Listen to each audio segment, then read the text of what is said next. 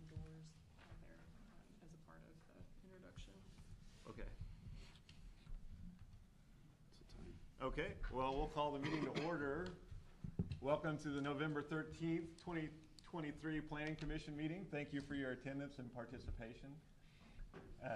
In order to ensure a fair and orderly meeting where everyone can participate, the commission requests that you act respectfully to everyone in attendance and follow the procedures.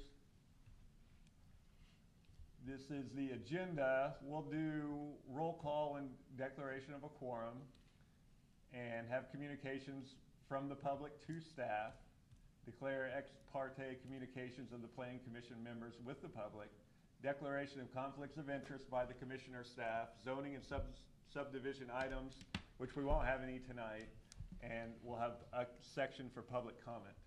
And then I'll go to this is the main part of the agenda.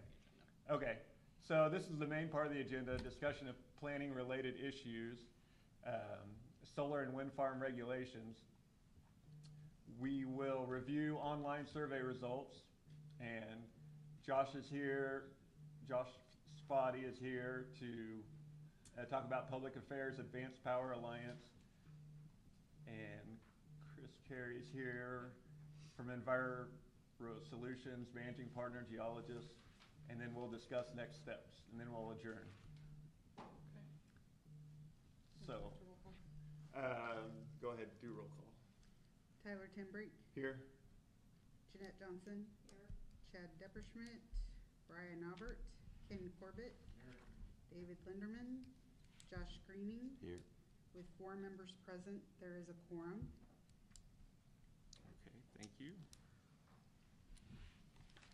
Communications from public to staff. I did want to announce to the commissioners that I did receive the planning department received a couple of emails from the public, as well as we've received a few phone calls in regards to a wind farm proposal. I haven't printed all of that out for you yet, but we can make that part of the packet as we go through any sort of procedure with wind farm and or solar farm moving forward. I know that at least one of the people had handed out a letter here today, and that was one of the ones that we received. As a part of my communications that I've received from the public, I guess I wanted to clear up some misinformation about what's happening today, just so everybody in the audience is aware. We do not have a wind farm proposal pending in Shawnee County. We appreciate any public input and you participating in these meetings, but I wanted to make it clear that we do not have a wind farm going up right now. We haven't received any communication from a wind company. We haven't received any request for a conditional use permit for any sort of zoning change. We've received nothing at this point. I know that there are some Facebook groups and some groups that are meeting in regards to these wind farms, and I just want to put out there that I am more than happy to discuss with anybody what's actually happening here in Shawnee County and what we're trying to do as we move forward with these regulations. I had spoke with someone earlier today and had offered to attend a meeting if you would like me to, so I can answer questions about what's actually happening.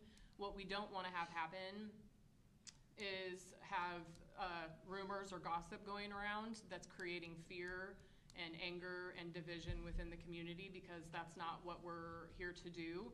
What we're trying to do is do this in a very orderly manner and obtain research, get information, ensure that our planning commissioners have all of the information that they need to ensure that they can make decisions about regulations. And this truly is about regulations right now. We're trying to do so in a proactive manner.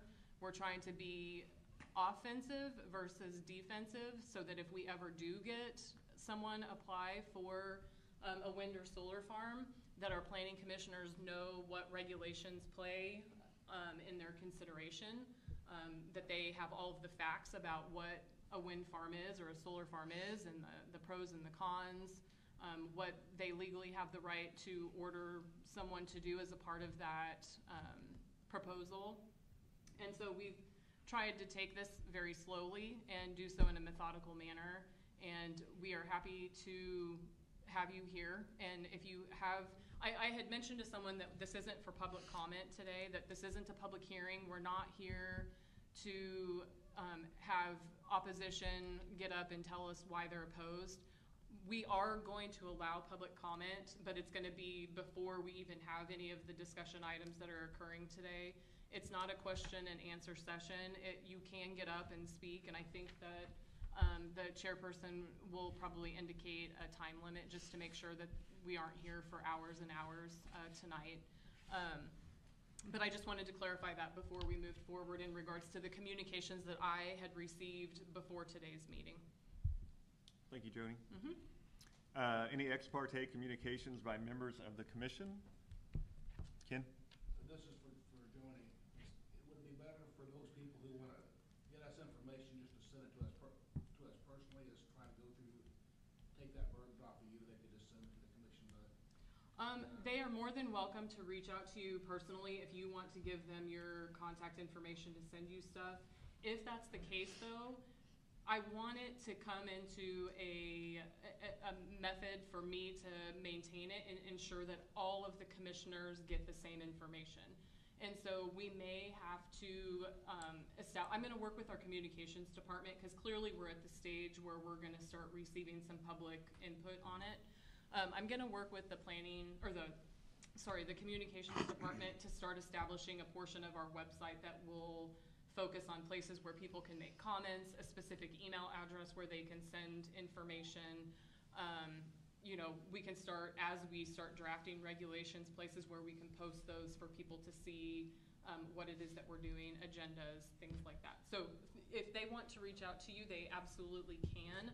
We just want to make sure that you can't send it out to all of the commissioners, because that would be, you know, ex parte communications at some level, or, you know, a violation of an Open Meetings Act. So we have to be careful when we communicate between the commissioners.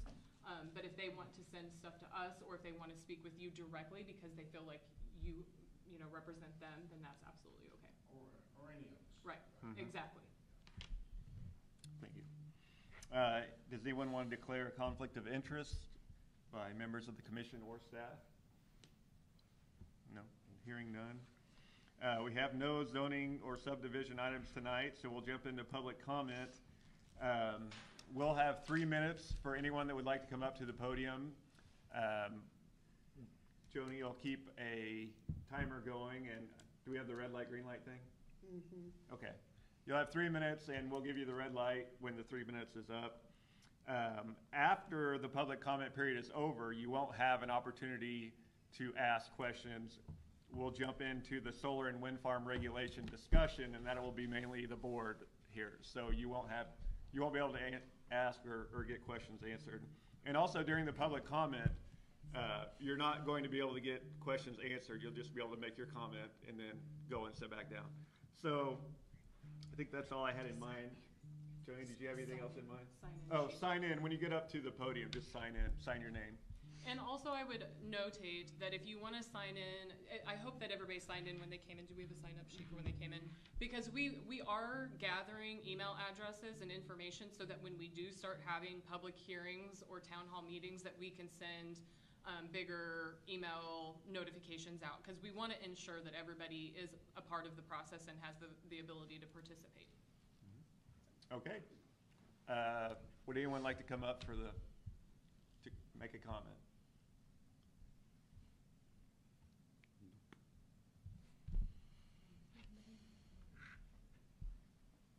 This would be your opportunity.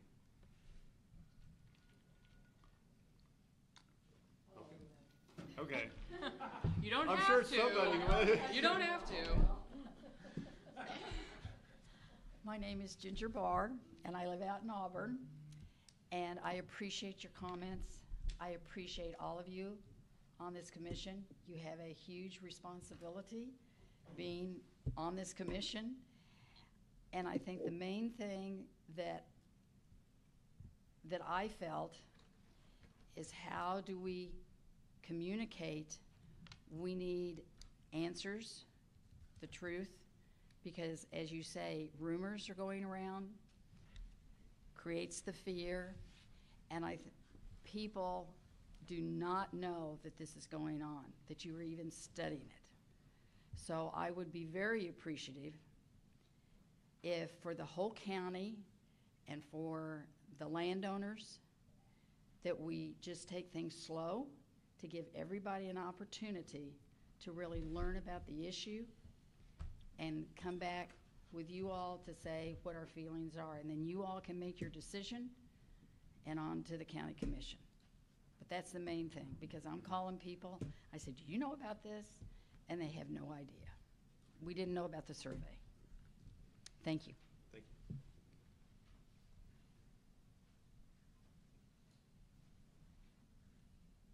Anyone else?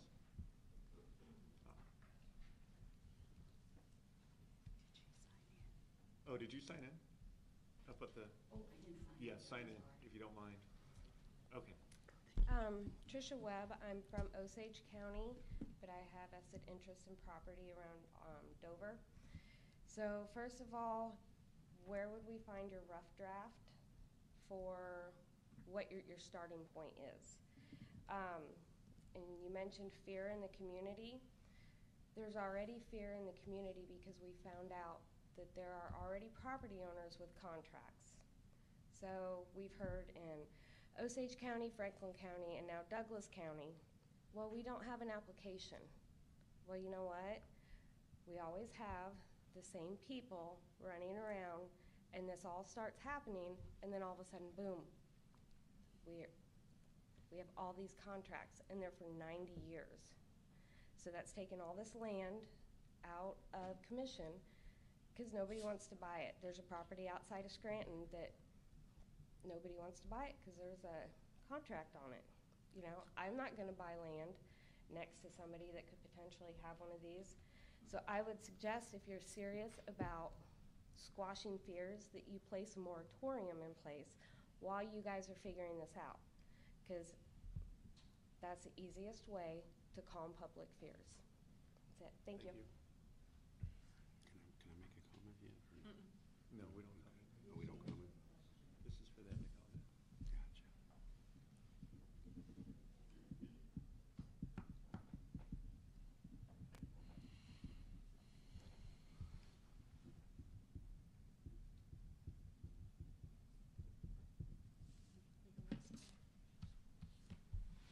Sorry. Oh, Yeah. you're gonna sign in? Okay. Last call for anyone.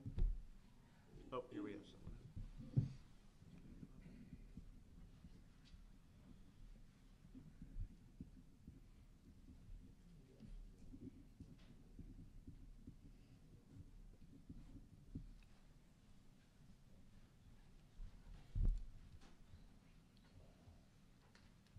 Good evening, I'm Dawn Rangel. I live in Auburn. And again, I was someone that just heard about this. I didn't even know that this was an issue that was coming up. But one of my biggest concerns is in the information packets that we have on here, one of the things that they discuss is, excuse me, health hazards. And one of them listed on here is epilepsy, cause more problems with epilepsy. Well, I am an epileptic. And so this comes within a certain amount of feet from my home, that's gonna cause me a lot of problems. And I've lived in my home for over 33 years. So I've also understood that it's not well for the animals, for the dogs in our area, and I have 3 and one that I'm training to be a service dog. So that is something else that concerns me about that. So putting money into an animal that's supposed to be able to help me, and if something like this comes along and then it causes issues with the dog or myself, I just see it as a harmful all the way around for me anyway. Thank you.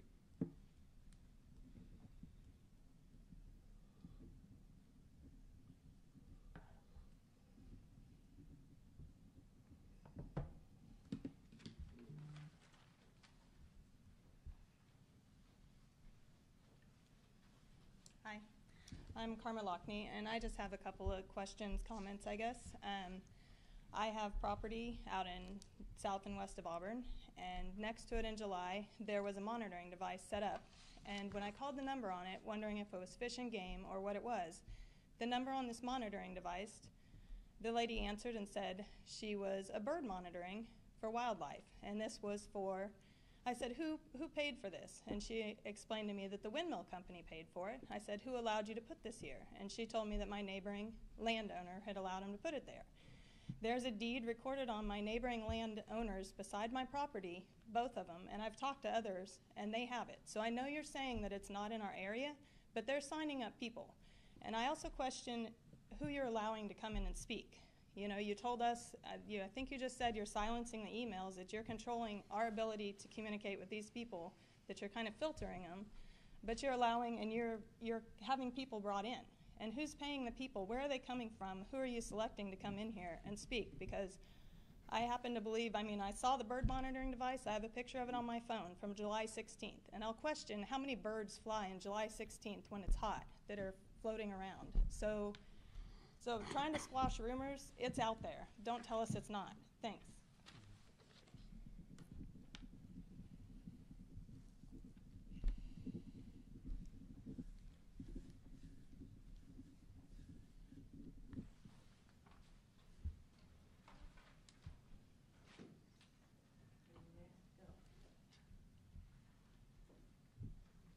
I'm Carrie Kane. I live just south of Auburn, southeast of Auburn. And I just want to say thank you for the opportunity. We really weren't prepared and understanding that there would be public comment tonight. What I would like to say is that I agree that we didn't really know that there was anything going on with the potential for wind turbines. And found out firstly about the surveys like mid-October, and so we were able to get surveys in and quickly try to get other people that we could get in touch with, but by the chance for many of them it was already the end of the survey and that was not possible. I think what I would just like to state is that as we've tried to connect with neighbors and educate others around Shawnee County, the majority, I've really not run into anyone that already knew about any of this happening, despite, I understand, some effort on your part that was mentioned on the county websites and other places to try to notify people of this. But as it may, no one really is familiar with this and hasn't been. So we're trying to really educate people in which this would be affected. You know, of course, southwest area where we already have knowledge about some of the commitments from landowners. So I would like to say that we do know there's just growing numbers of people that have many concerns after doing some additional research and digging and looking into what are some of the concerns, hazards, risks associated with turbines, as well as other people that we know personally that have turbines near their properties and have experienced things personally. So I appreciate the request that Ginger Barr had to just give this some time, take things slowly. We know in other counties that what has happened has been that the companies come in very quickly, and before they know it, there are turbines going up in the areas. I spoke with someone last night, a friend of mine that is down by Waverly. They've had turbines there for approximately 10 years. They had no idea at that point what was happening, what was going in. The only reference they had of anybody answering questions were the individuals from the turbine company.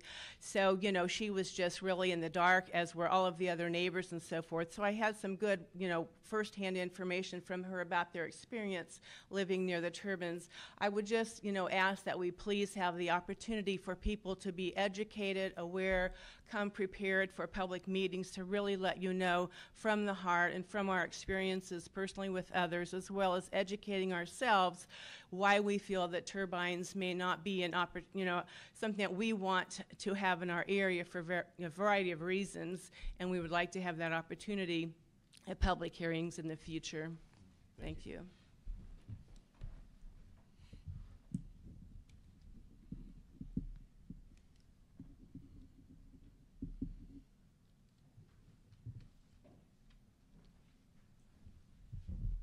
I'm Maureen Cummins, and I live outside of Auburn on 50 acres. We were told that we weren't going to be able to speak tonight, so I'm unprepared. I would just like to say that my husband and I have a dog sanctuary. We are licensed with the state, and we have taken in over 20 years, probably hundreds of abandoned dogs and abused dogs in Shawnee County. So unfortunately, I lost him last year. I'm forging on by myself, but he was a practicing CPA and president of his firm in Shawnee County for over 40 years and a professor at the university. I put in 25 years teaching at Topeka West High School. So my neighbors and I are all very concerned about the rumors we're hearing because we feel that we've been really productive members of the county and we deserve a chance to find out exactly what's going on. Many of us feel that we're living in an era of big pharma, of big government, and we just don't want big wind companies coming in and telling us what to do. And we need a sense of neighborliness in Shawnee County because we're all friends and we need to take care of each other. So especially with a dog sanctuary and 50 dogs on my property, I have learned more about turbines in the last 2 weeks than I've ever known in my life and chose to. I've learned about infrasound, I've learned about eminent domain, which I don't like. So there are a lot of rumors. We know that people very close to us have signed leases. So I agree with everyone. I was told that there was a moratorium that was asked about before and it was shut down and squashed. I don't know if that's true or not, but we need a moratorium. We need to take this slowly and not go rushing into things that will affect everyone's lives. Thank you. Thank you.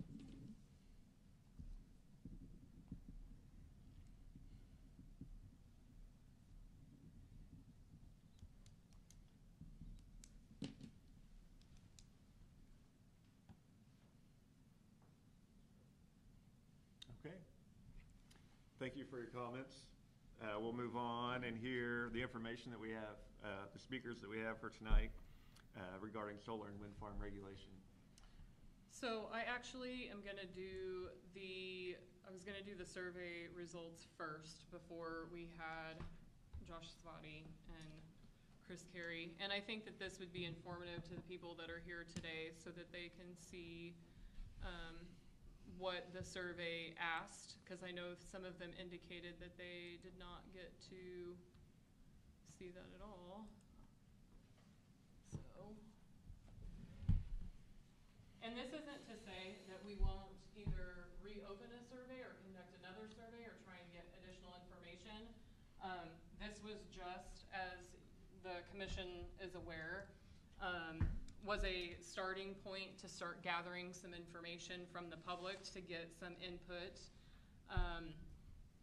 Where we started at this is we had a meeting in September, a planning commission meeting in September, and we discussed at that time the survey and reviewed the actual questions from the survey so that we knew exactly what it could entail and what would be asked. And the planning commissioners gave input on that, and I worked with the communications department, and we put it together and did it through SurveyMonkey. It was put out on September 19, and it was open from September 19 until October 23. We did promote that on KSNT, on WIBW. I know that I had an interview on WIBW, and then Commissioner Rippon did on both WIBW and KSNT. We put it out on Facebook and boosted it, although some political comments were made on the post and actually got us banned from talking about it and advertising it on our Facebook. And so while we would have liked to have boosted it and put it out more on Facebook, we were not able to do so in that specific manner. We did utilize other Facebook posts, sharing it on pages like the Shawnee Heights community Facebook page. We put it out all over Nextdoor. I sent it to the extension office and asked them to publish it out to a listserv that they maintain with farmers. I sent it to a bunch of people that we know within the community that we work with on a regular basis and asked them to spread it to the planning commissioners, to the board of county commissioners. Ultimately, there's only so much that we can do to get it out there to the people. You know, we put it out there as much as we can, and hope that it gets spread and the word gets out there. But as many people as there are in Shawnee County, it's impossible for us to reach out to everybody to make sure that, you know, they got it. Ultimately, we had 894 responses. I was hoping that we would get closer to 12 or 1,500, so I was a little disappointed in the number that we got, but as a whole, I feel like it happened fast with the responses and we got a good amount right at the beginning. And then it slowed down where we got maybe 2 or 3 responses each day from there on out, until it would boost again on like a WIBW article, and then we would get another 20 or 30 responses, and then it would slow down. So ultimately, the survey gave us information, but we recognize that this is not everybody in Shawnee County, and that this doesn't necessarily represent exactly what Shawnee County has. It just gives us a snippet of a screenshot of the people who were able to respond. So, questions. I don't want to go through every single question. If there are specific questions that you guys are interested in seeing the responses to, please stop me. We'll try and go through them a little bit at a time. First of all, we wanted to know whether or not they lived in Shawnee County or owned property in Shawnee County. Ultimately, whether a majority of the people lived in Shawnee County and or owned land in Shawnee County, even if they didn't reside here. We did have some people that do not live in or own property in Shawnee County respond. And if we need to start breaking down the specifics to figure out what those responses were to try and remove them, then we can, because I know that you guys were very interested in seeing what the residents of Shawnee County were wanting. So here's the number breakdown.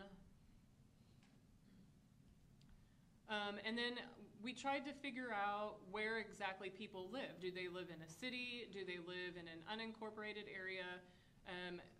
We had to kind of watch our language because we want to make sure that everybody understands exactly what we're asking.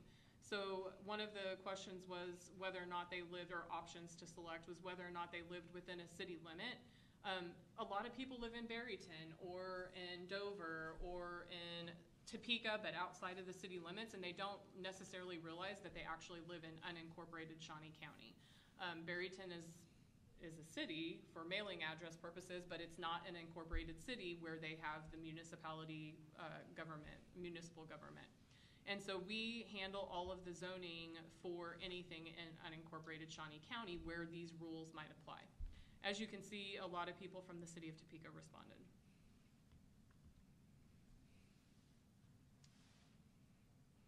I will say that although they say that they live in the city of Topeka, even if they lived outside of the city limits, they may have still responded Topeka, and so it's a little bit hard to dictate exactly whether they lived in the city limits or not. Here are the zip codes and the top percentages. 66614 was the biggest. There are some towards the bottom that were around the St. Mary's area and north of Shawnee County.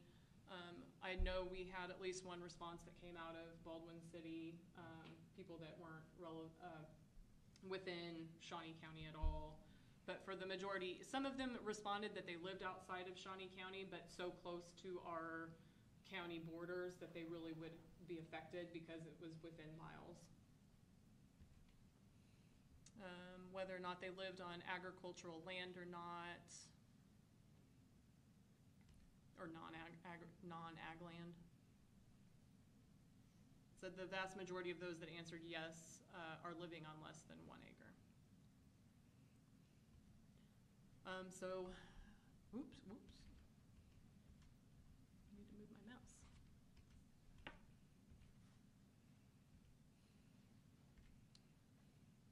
So ultimately, here's the big question number 1. What's your opinion on allowing wind farms in the county? What you can see is we still had over 30% that strongly agrees, 13% that agree. If you look at that in comparison to the disagrees are a little more significant. And I'm gonna pass on to the next slide, even though people are probably interested in this particular information because it breaks down the numbers. So 460 some disagree or strongly disagree. whereas at the same time, 450 some agree. So we're not that far off based on the responses that we got for this particular survey. A little less in favor of wind.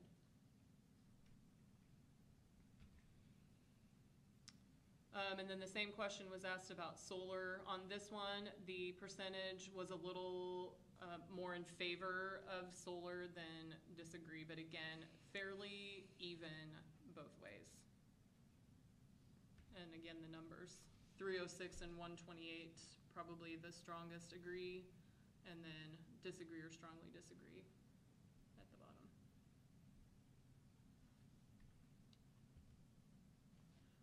So we asked what benefits and allowed people to tell us just in their own words, and we created a word cloud to show what some of the words. The biggest word that appeared is none. What benefits can wind or solar bring to the community? So none was the biggest response. Jobs was the second most common. But other things, reliable future, community, renewable resource tax dollars, sustainable energy, create, diversify things. And then the next thing was concerns. What concerns do you have? And again, none was the most common response. The second most common response was land. Other concerns were birds, ugly, solar, views, wasting money, farmland, causing damage, fires, blades.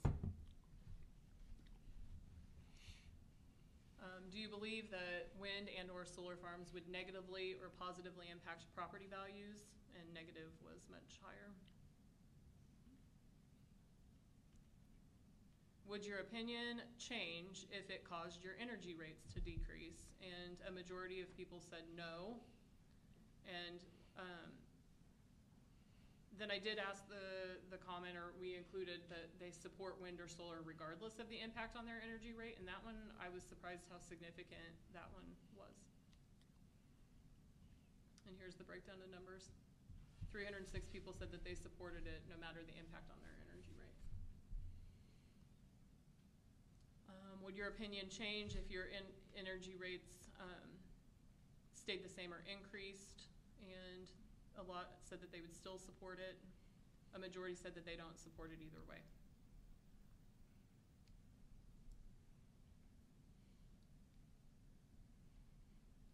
Would you be more likely to support wind or solar if it was located further away from the residential areas? Really, it kind of depends on the distance, but most people said no.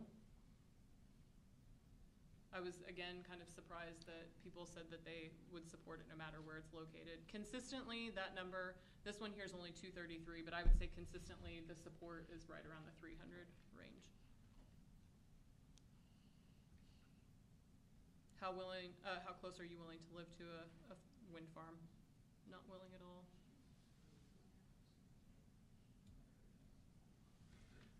212 people said less than a mile. I'm not sure in, the part of the caveat to this is we don't know if they recognize what a setback from a wind farm might be or from a turbine might be, and how close 1 mile may be and how that correlates into feet. Again, with the questions that are asked, we can't get more information from that. How many wind turbines are appropriate on a single wind farm? And this was hoping to find out if you had one wind farm, how many turbines might you think are okay? A majority of people said 0. But a significant amount said more than 10. 233 said more than 10 would be appropriate. How many total wind farms would be appropriate in Shawnee County? So if you have more than one wind farm, how many might people be supportive of? And 0 is the biggest response, and then depends on the amount of wind turbines in each farm is the other.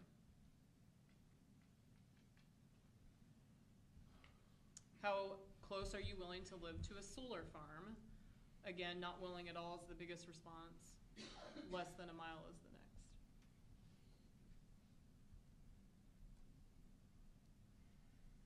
How many acres are appropriate? 0. Next highest number was no limit at all.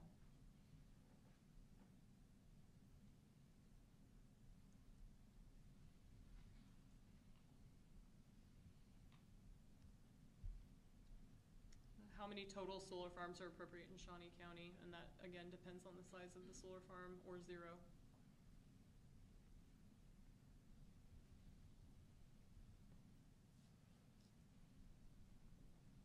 How important are renewable energies?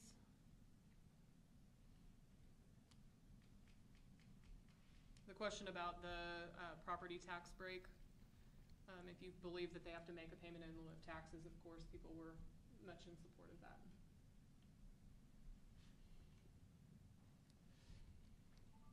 And then, unfortunately, this one was, it depends on the size of the wind or solar, so it, you know, it is hard to know how much would be an appropriate amount. We also didn't clarify on this question if that meant a one-time payment or each year, and I think that if, you know, in the future, knowing if we had recommendations of specific amounts and then how often those payments would have to be made.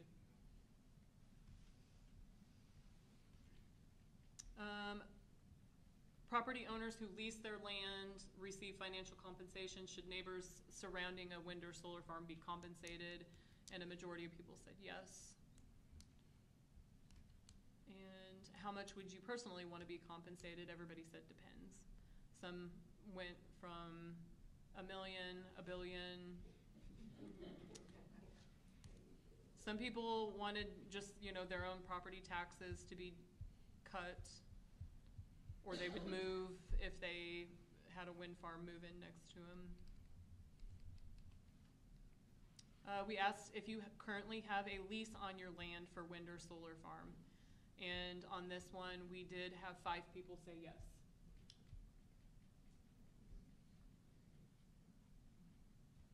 We asked whether, if they said yes to that, whether they received compensation. 4 people said yes and 7 said no. I don't really know how that plays out other than assuming that other people said no even if they didn't actually have a lease, since only 5 said that they had entered into a lease. Have you been contacted by a wind or solar company interested in leasing your land but not signed a lease? And I felt like this was important for us to ask so that we knew what kind of interest is coming into the county from a wind or solar farm. You know, we don't know of any, but we know that there are leases out there. And so what is it that we're finding out? And 15 people indicated that they did not sign a lease.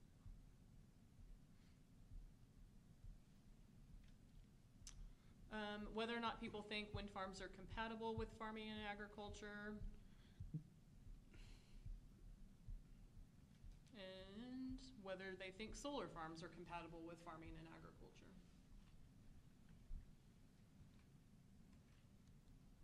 And then we asked if they would attend public hearings or town hall meetings in the future, and a lot said yes. We had some very passionate people say no, don't contact us, don't reach out again.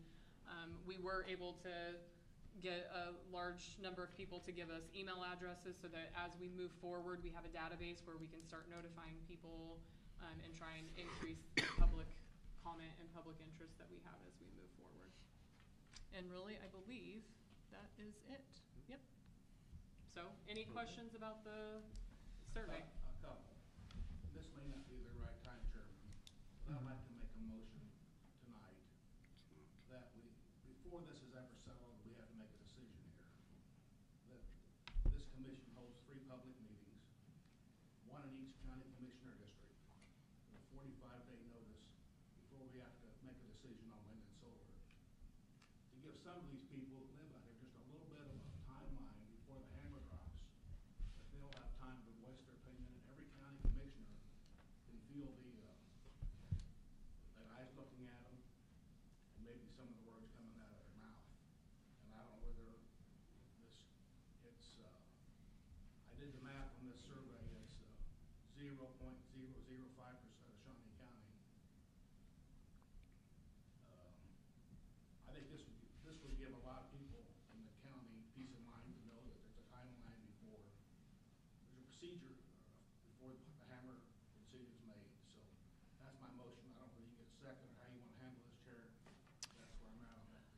So for purposes of this, it's a discussion item, and so I don't want you to, at this stage, make votes about how to move forward. At the end of the meeting, after you've heard the speakers, we do need to talk about how to move forward, but if we wanna have meetings with, and you can make recommendations tonight about these meetings, and we can discuss how that might look, where we would hold them, you know, where we might have them, dates, times, but we cannot make official action because these are not agenda items that are up for action, they're just discussion items today. So votes and seconds, and then making a move forward while you can discuss it. We didn't have it scheduled as an agenda item or put it out as a public hearing today. So, For the I'd next like to meeting. have this put on the agenda. Agenda for next month.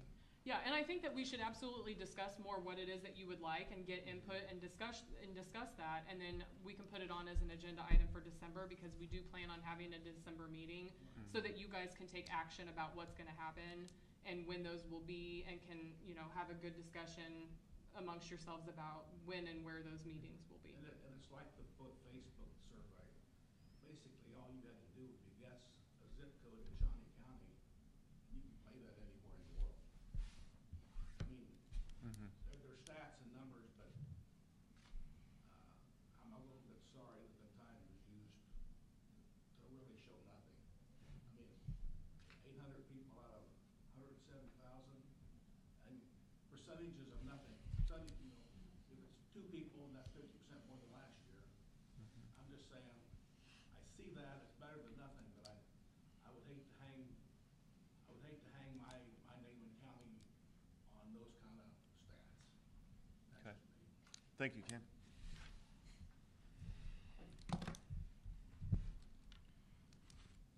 Okay, are we ready for a speaker? Okay, so next up will be Josh Slotty, and let me pull up his PowerPoint. Oh, sorry, his PDF. And Josh, I'm gonna give you the.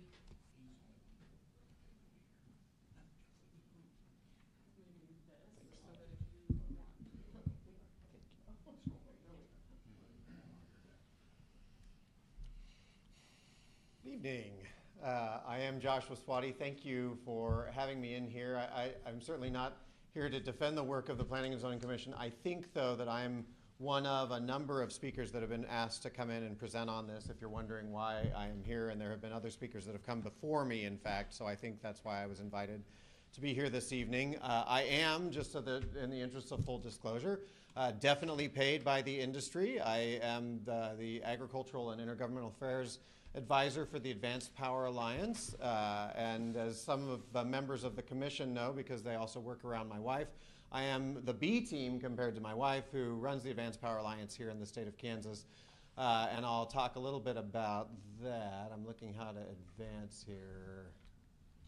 I think that it's just a PDF, so you just need to scroll down. Okay, It let's try wasn't that. like an actual PowerPoint, so just. Yeah. Yep. Oops. Whoop. Yep, this definitely works. So just to give you a little bit of background, the Kansas Power Alliance is a portion of the Advanced Power Alliance.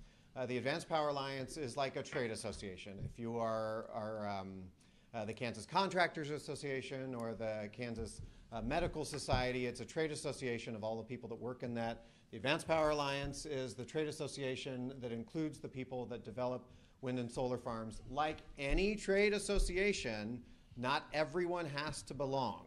And I always like to make that point very clear too, because in general, as was mentioned, there's clearly some interest with a wind farm in the county. I usually know every company that is interested in a wind farm in the state, and most of the companies that are interested in a solar facility in the state of Kansas, but that is not 100% of the time. And there are companies that are not our members, and so we speak for the members that belong to this organization. This organization works here in the State House and works around the state of Kansas and works very hard at keeping relationships good between counties and developers and communities, because that's what it takes for any of these to be built. And so I think now that these are part of the county public record, these are available for people if they're interested. Here's all of the looks of the logos of the members that belong to us. Most of these, as you will tell, are large developers of energy projects. I say energy, not simply clean energy, because Most of your largest developers of clean energy projects are also large developers of energy projects in general. That includes natural gas and other forms of energy across the country and around the world. Some of the largest companies in the world are some of our members. This is my wife, Kimberly. She's the director, and then there's me.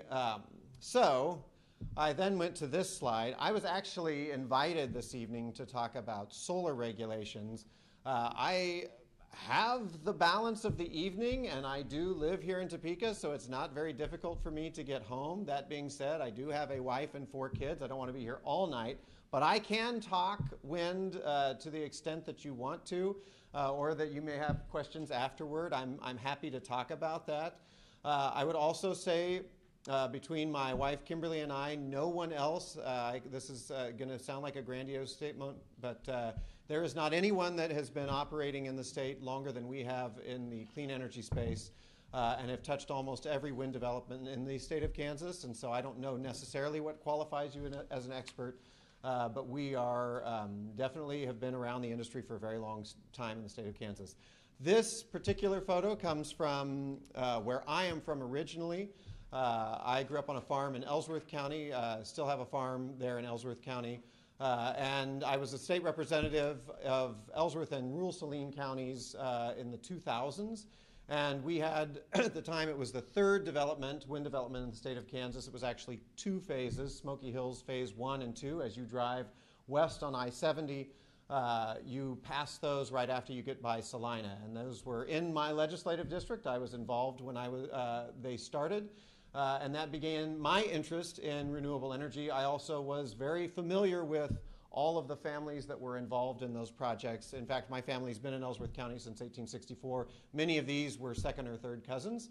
I'm not going to stand here and say that 100% of the property owners in this project were in love with this. There were some that were around there that did not like this project, but obviously also there were some that did. And so I'm happy to talk about wind a little bit, should the commission want to. But the Kansas Power Alliance, I want to make sure you understand, is not simply wind. It's also not simply storage. It's solar, it's energy storage, it's hydrogen, it's small-scale nuclear, it's transmission. It encompasses everything that we would talk about in what we would classify as the clean energy economy. And then just so that we're clear, as I was asked to come in and kind of give an overview of the solar industry, the reason is, I think, Kansas has been a national leader in the development of wind energy in the country. And one of those reasons is because of, to no surprise of anyone in this room, our abundant wind resource across the state of Kansas. That has made our wind very cheap.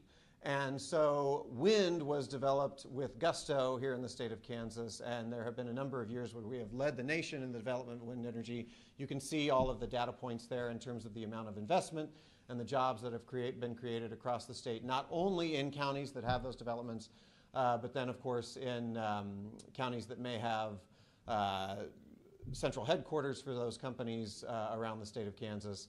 And so you can see the impact of that. But solar is a little bit different when we talk about development in the state, because it has been a little slower in Kansas than it has been in other states. So when we talk about wind or solar, I talk about the 3 things that you must have in order to build any clean energy project. First of all, you have to have the resource. And for wind, is the wind resource good enough to support a wind farm? And to no surprise for most of you, the best wind in the state is generally in the southwest portion of the state. There are other regions of the state that do have a quality wind resource. On balance, our wind is better than almost anywhere else in the rest of the country. So some of you may be like, well, why are they looking at Shawnee County when they could go out into Dodge City and have more wind farms out there? Part of that is because the wind resource here is really quality compared to wind resources to the east of us. Part of it also is access to transmission, which is the second thing that you have to have in order to develop a wind or solar project. You have to be able to move that power somewhere. You have to be able to sell it somewhere. If you're going to produce something, this is true of any sort of market item, you have to be able to go somewhere with it. And that's either selling it to someone immediately next to you, or in the case of electricity, most electricity, it's got to go on the grid. That is a complicated process.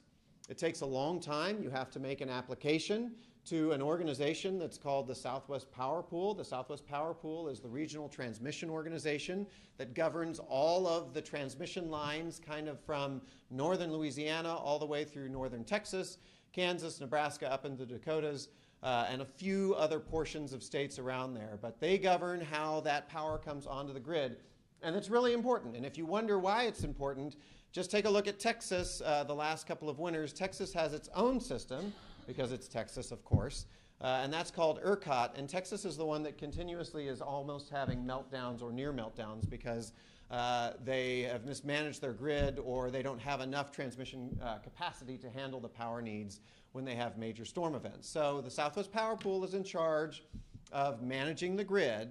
And if you are going to have a wind or solar farm, or a coal plant, or a nuclear facility, or a natural gas facility, anything that generates electricity, you can't just go stick it onto the transmission grid. You have to go into what is called the queue, the line at the Southwest Power Pool, and say, we have a project, and I think it's going to be 200 megawatts, and we'd like to interconnect right at this point, which is usually a substation.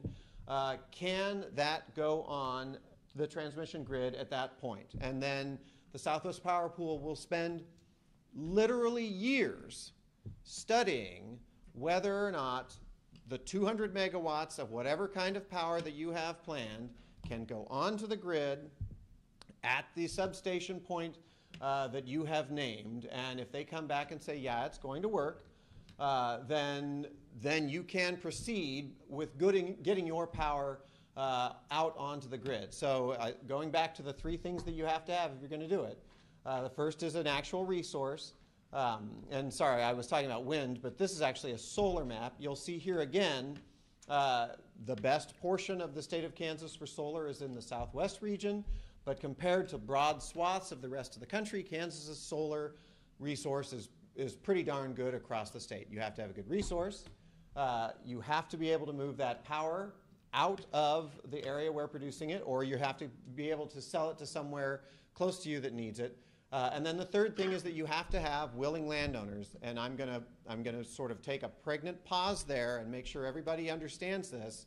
When I say willing landowners, you cannot build a wind or solar farm using eminent domain. And if you're unfamiliar with what eminent domain is a tool used by largely public institutions, sometimes private, to build broad infrastructure projects, like your highway. If your highway has to go somewhere and it has to cross a property and somebody says, absolutely not, it's not going to cross my property, the Department of Transportation has the power of eminent domain. Wind and solar developers do not have the power of eminent domain. So if you own a parcel of property and you absolutely do not ever want wind turbines on that property, they cannot compel you to have that. And that is both in state statute, passed in the state of Kansas, that says you cannot use eminent domain for wind, and it's also the way the utility system works. So our utilities, which is not a wind or solar developer, our utilities are governed by the Kansas Corporation Commission. You must have retail customers if you are going to be deemed an actual utility. Wind and solar companies do not have retail customers. They sell to it could be a commercial buyer, it could be a utility, but they're selling to those buyers. Those are not retail customers. They are not a utility. In order to gain utility status, this is not something that can happen overnight. You would have to go in front of the Corporation Commission and prove that you are serving retail customers, which they cannot do. So I want to make sure it's abundantly clear. You cannot build a wind or solar facility using eminent domain in the state of Kansas. And I can stop for questions if that's okay. Yeah. But you can use eminent domain to put in your transmission lines. So the question, if you couldn't hear it, you can use eminent domain for transmission lines. I need to explain the way transmission lines work. So if the transmission line has been deemed a public utility by the Corporation Commission, then it is a public utility. Now, there are sometimes power lines, they're called generation lead lines, that connect a wind farm, or it could be a solar farm, to the transmission grid. Those look like transmission lines. They are not transmission lines. And they are not transmission lines because they do not have the power of eminent domain.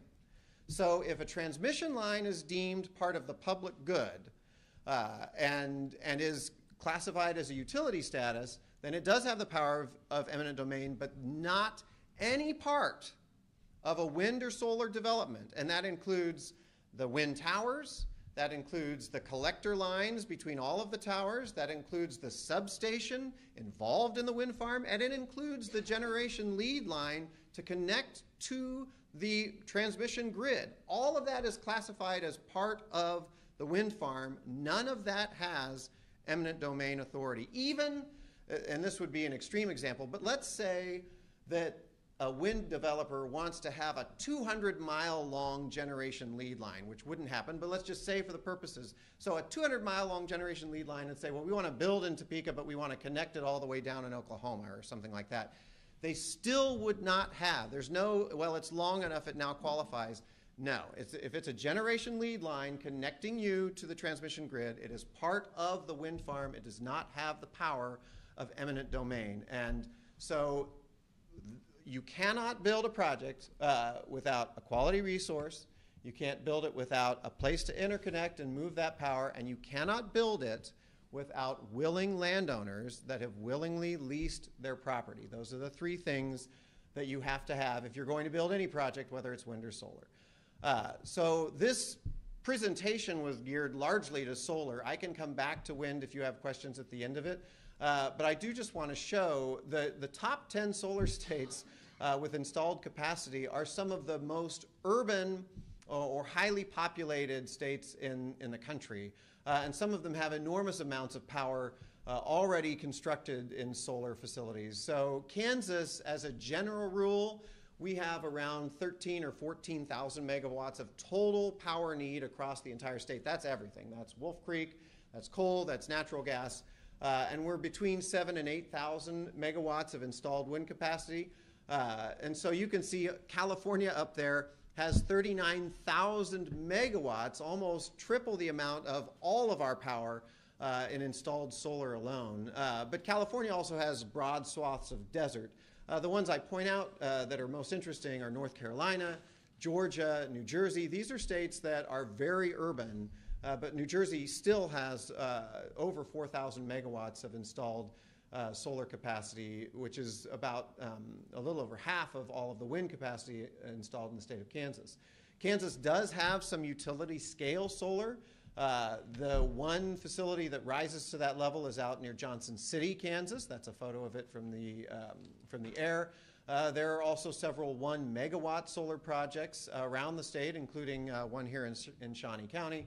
And there are larger scale solar projects planned, not very far from here, as many of you probably know, some in Johnson County, some in Douglas County, and some in Sedgwick County. These are facts, sorry, for those of you sitting at the back of the room, if these are publicly available, it might be easier to read at home. These are quick facts about the state of Kansas, again, with solar. And where we stand, and in general, we are lagging behind in solar development, which is fine. We were a leader in wind development in the country because of our resource, which is the primary reason behind that. And if you look at this, it says solar companies in the state 47. Most of those, this data is actually from SEIA, which is a national organization for solar energy. Most of those are domestic distributed generators, so rooftop solar, not the big utility scale solar that I think most people want to talk about this evening. Just a few other photos of things so that you can see them, so you understand what we're talking about. We also work in battery storage, and battery storage is something that has not been used in the past. You will begin to see it used in the future, and just about every solar facility, I would guess, moving forward, is going to have battery storage attached to it. This obviously is not Kansas. This is a very large battery storage facility. This, in fact, is Kansas. One of the very first battery storage facilities in the country was a 1 megawatt battery storage facility dedicated in Minneapolis, Kansas. And for those of you keeping track of bad weather days, we dedicated that on December 15th. I'm going to get my years messed up. Whatever day that was that it was 90-mile-an-hour winds for like 12 hours on December 15th was the dedication day for that battery facility. So that was lovely weather. But you can kind of get a sense, most of the new clean energy economy elements, whether it's battery storage or hydrogen facilities, are going to be in these kind of, I'd call them shipping container-sized structures. And so they'd be maybe 10 or 12 feet above the ground. Depending on the size of them, they just sort of, we call them stack them together. So they just add more of them if you need a bigger battery system or if you need a larger hydrogen system. But we are here this evening to talk about solar energy and some of the differences between wind and solar energy. This is a graph, I guess blown up at this size, it's a little rough, but people are always like, well, what's in these? It is largely silica. And you can kind of get a sense of the chemical makeup of these. It's not exactly the same between all of the developers, but it is largely the same. And the big difference between panels is whether or not usually they are bifaced or only facing outward, because believe it or not, you can collect solar energy bouncing off of the ground behind these. And so sometimes you'll see that ALBSF, I think, just stands for aluminum-based solar something or other, and that's the single-sided, and then the other sides have double-sided to capture solar irradiation coming off of the ground. This, again, if you are bored at night and want an explanation of generally how solar facilities work, you can go back and read this, just talking about how that silicon is non-metal. It has conductive properties. They usually then run copper wiring through all of that, and then you've got the glass and aluminum casement. But why are we even seeing solar development right now in the state of Kansas or anywhere? Well, you can tell by this graph. So wind, as you know, is intermittent. It doesn't blow all of the time. And we have become incredibly good at estimating when and how hard that wind will blow. But that still means that there are times where it might not be producing at the level that we want it to produce. And as would come as no surprise to anyone in the room, the peak usage time for power generally on a system is going to be at 5 p.m. on August 15th when it's 105 degrees, because everybody has their air conditioners on. We have had some weather events in the past few years, Winter Storm Uri being chief among those, that have caused our peak power needs to come in the middle of winter because it's like 20 below, and it has been for 10 days, and it puts huge amounts of stress on the system. But in general, peak load that utilities have always planned for the last 70 years is that hottest day of the year in the middle of August. Well, shocker, solar is producing the most at 5 p.m. on the hottest time of on the hottest day of the year. And this, if you can't see in the back, this is sort of a graph across a time scale of a 24-hour day. So you can see that time period where the peak energy usage is happening is when solar is producing the most. And then you can see why they want to tie battery back up to solar so well, because as it's producing, if it gets into an excess point, they can store it in batteries, and then it's ready to pick up the next morning and discharge based on the needs of the system. And then finally into some questions of how these are sited. In wind, as in solar, we do cite these in the state of Kansas at the county level. That was determined after a Supreme Court decision, actually, that happened out of Wabunsee County in, I think, 2007. Don't hold me to that date, but it was about, it was sometime in the late 2007s, and it was a court case called Zimmerman v. Wabunsee, and it was determined that the zoning decisions could be made at the county level. And so at that time, wind and solar developers, that was basically wind developers, then had to work with the counties if they wanted to build a wind project. About half the counties in Kansas are unzoned. It still meant that those developers had to go in front of them and get a road use maintenance agreement because they're bringing very large machinery down the roads, of course. But then about half of the counties are zoned, which means that not only are you negotiating a road maintenance agreement, but you need to go in front of the county. They are likely going to have an extensive set of public meetings. You have to make an application for either a conditional use or a special use permit, whatever the county requires. And there are multiple points of public interconnect at that point where the public can make comment on that application. And Shawnee County, of course, is zoned. And so they would always have those multiple layers of public interaction anytime there was a development that was going to have. I have this up here because there's only one region of the state of Kansas that is sort of off limits to wind development, and that is called the heart of the Flint Hills, or the Tallgrass Heartland. It was started in the Sebelius administration in the blue lines, and then it was expanded in the Brownback administration all the way out to the red lines. You'll notice that those red lines do extend into the western end of Shawnee County. And it's all or part basically of 18 counties. The determination there was that the tallgrass prairie is of such national significance that it was important to keep developers out of that region.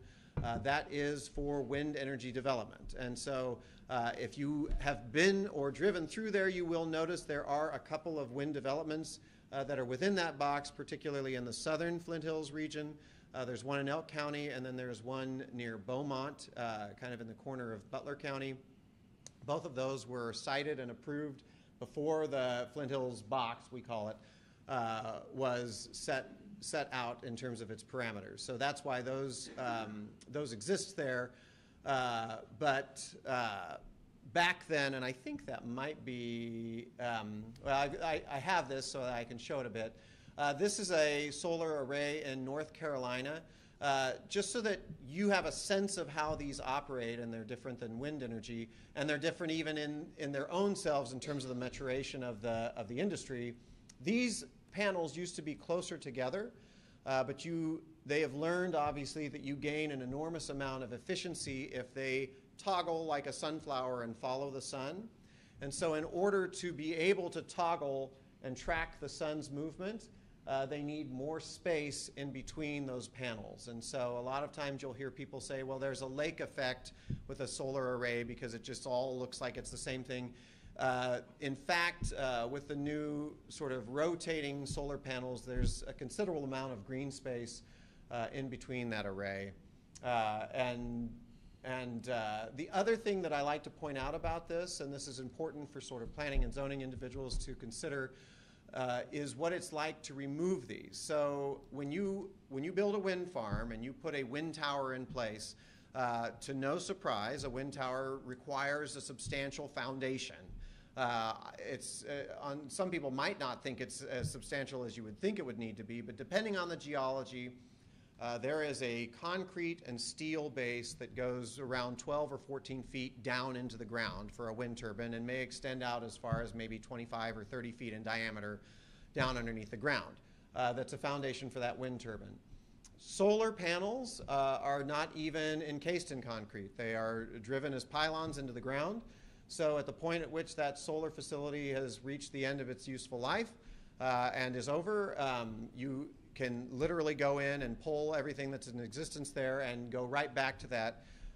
And I point that out with this photo because I do represent the clean energy economy. A lot of people, I have yet to go to any planning or zoning meeting anywhere in the state or outside of the state that's not slightly contentious, as people have strong opinions on this, both for and against, as we saw with those results of the poll that just came out.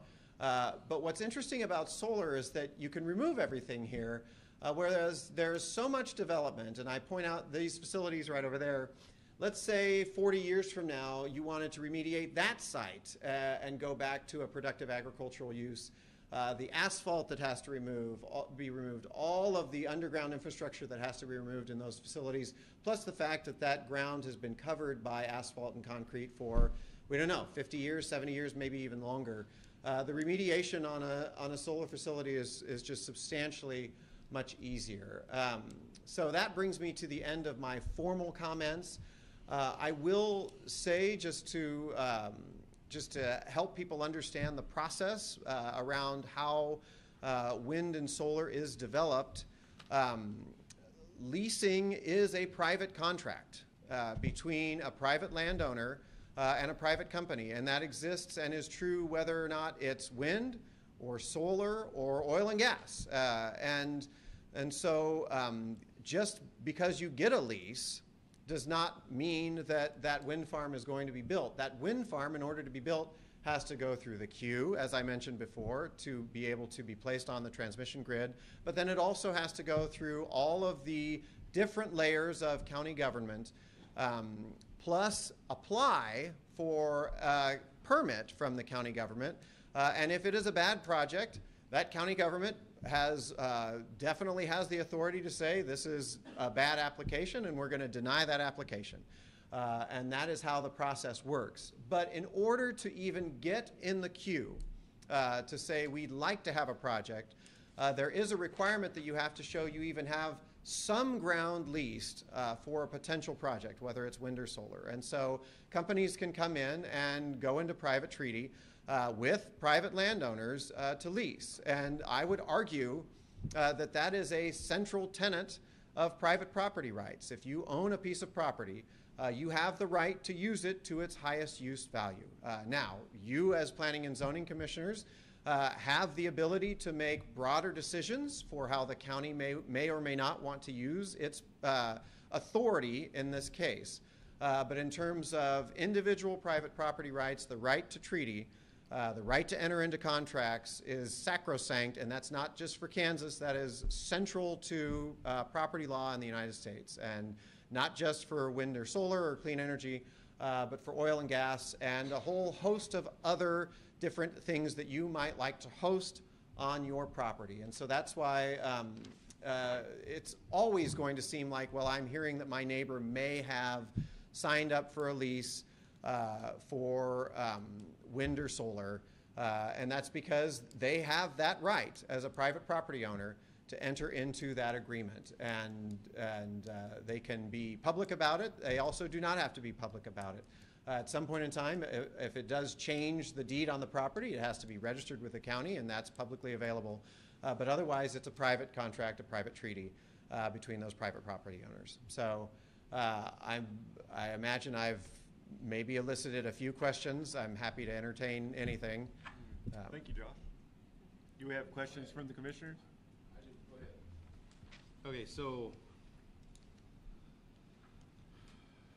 little background. So what kind of spurred this whole thing is the Auburn Road solar farm, the 10 acre, I think it is. You familiar with that one? Yes, loosely. Okay. Sorry. So anyway, we had a meeting on it. They notified the people within 1,000 feet. There was maybe 5, 6 people here that were in opposition of it.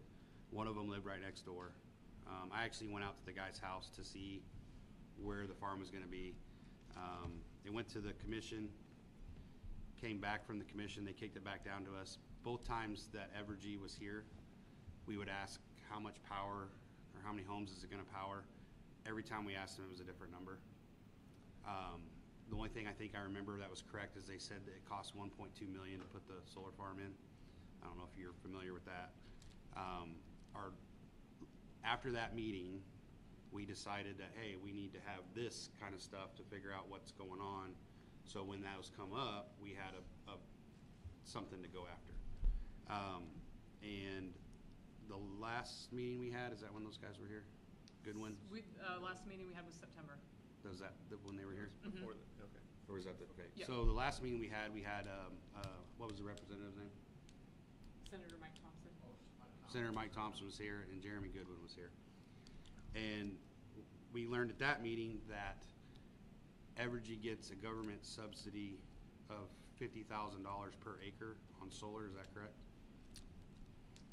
I do not think, it's certainly not a per acre basis. That's what we were told.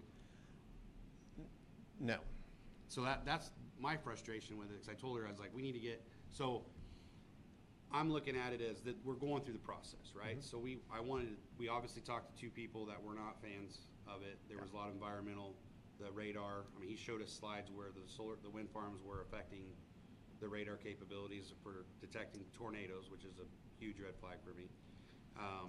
And so it was my idea to have you, or people like you that are on the other side, because I don't want to go to the commissioners and say, hey, look, we had all these people come talk that hate solar, hate wind. We didn't talk to anybody on the other side. So I wanted to do the due diligence and do that. But if I have one person telling me, yep, this is what's happening, and I have another person say, well, I don't know if that's happening, how do we find out what's happening? Because I do know, when you said you were a representative, back, I think it was when Sebelius was in, that's when the legislators passed the bill to where solar farms don't pay property tax. No, that actually was older. That was passed, I believe, in 1996. Okay. And I'm happy if you want me to talk for a while, or if you have a question. Well, like I said, the subsidies. It's like, yes. Well, how do we know? Yeah. You know, because obviously they're getting something. Yes. But if what the senator told us was correct, then they're getting $500,000 a year for a solar farm that costs $1.2 million to put in. So I'll step back a little bit and say a couple of things. First, and my wife would say the exact same thing if she were in here. Wind is not going to be appropriate in every county in Kansas. And they're already, per the Flint Hills box that I showed you, that I think I actually can magically just, already the state said, it's really not appropriate in here. And then we would say there are definitely counties in the state that have a higher population sort of dispersal throughout the county that would make it harder to develop a wind farm. And what is the magic threshold for that? Well, it's hard to say. But in general, when you're developing a wind farm, you may lease upwards of 20,000 acres. Now, that doesn't mean you cover every single acre with a wind turbine. You usually end up using less than 1% of that leased land for the actual wind themselves, but you need around 20,000 acres. So it's difficult to find. The more dispersed population you have in rural portions of counties, the harder it is to find areas that are large enough to host a wind farm. And these are ultimately decisions for you to make and the county commission to make. But I would say Shawnee County certainly has more rural residents than most of the other counties in the state. The other thing that makes some counties not great hosts for wind energy is proximity to airports. And then there are levels of airports. There are, of course, commercial airports, and then there are military airports. And I don't have to tell anyone in here, Shawnee County has a large military airport. And so there are a number of reasons that would make it very difficult for a wind farm to get developed in Shawnee. Let's say the Shawnee County Commission said, we love wind farms and we want companies to come here and develop them. There are still a number of reasons that would make it very difficult to develop a wind farm in Shawnee County, irrespective of what the county commission or the planning and zoning does, because of dispersed property owners, a lack of contiguous acres, and then the presence of Forbes Air Base. And sorry, you're not even answering my question, but I'm getting to it. Solar is, this is my opinion, but solar is much easier to develop. It is not 350 feet in the air and visible to people. It has a lower profile, and it also does not require 20,000 leased acres. Now, the acres that it leases does change the use of that.